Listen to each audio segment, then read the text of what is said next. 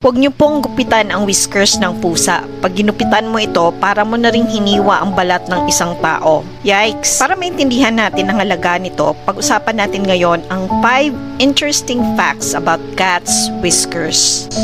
Number 1, remarkable sensory organs. Cat's whiskers is super sensitive. Malalim po ang roots nito. Nadidetect ng pusa ang changes sa kanilang environment katulad ng air pressure at tumutulong sa kanilang sense of balance ang kanilang whiskers. And hindi lang yan. Dahil sa whiskers, nalalaman ng pusa ang distansya ng isang object and direction and even surface texture. Number 2, navigation tools.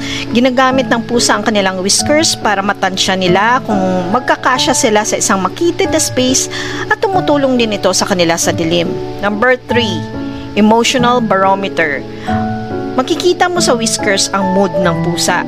Ang whiskers are straight and nasa side as usual pag feeling content and relax ang pusa.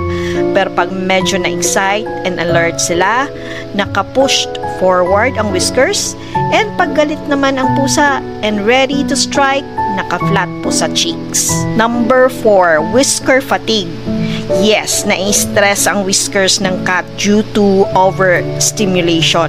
Ito ay nangyayari pag madalas sumasayad ang kanilang whiskers. Kaya it is advisable na medyo malaking bowl ang gamitin sa pagpapakain at pagpapainom sa kanila.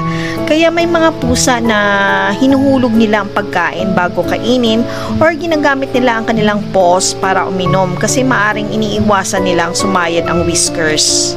Number 5, whiskers can be found in different areas of their body.